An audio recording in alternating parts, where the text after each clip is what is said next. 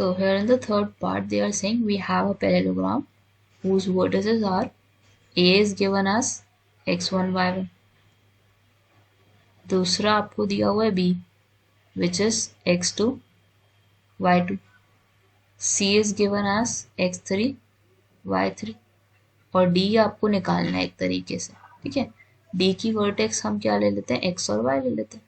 तो सबसे पहले let's join A and B, B और C को ज्वाइन कर लो, C और D को ज्वाइन कर लो, then you can join D and A।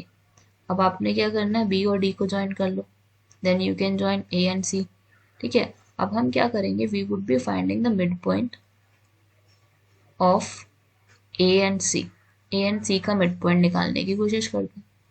तो मिड पॉइंट कैसे निकलता है हमारा, it is by the method of कि हमें समझ आना चाहिए कि x1 and y1, x1 plus x2 must be added.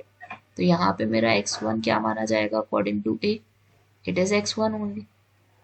C में कौन सा कोऑर्डिनेट है, so just add x3 in it, क्योंकि हमारा यहाँ पे x2 कैसे बिहेव कर रहा है as x3, and in division we will write 2।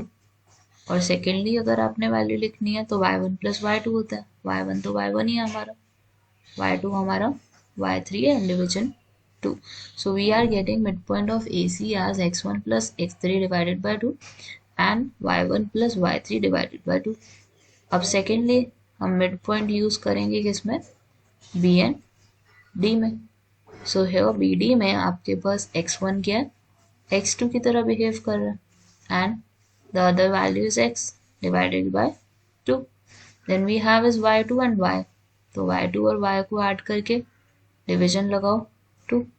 So I can understand कि these two values are completely equal and these two are completely equal।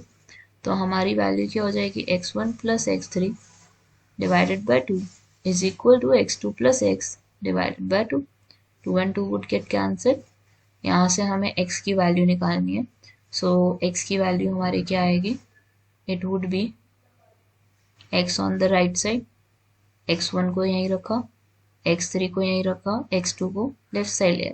So this is my x coordinate of D vertex का x coordinate है हमारा। Similarly we would be comparing the y sides now, y1 plus y3 को किसके equal equate रखेंगे हम, it would be equal to y2 plus y। Now find out y कैसे निकालोगे, bring y2 on the left side, so आपको y मिल जाएगा। So y is equivalent to y1 plus y3 minus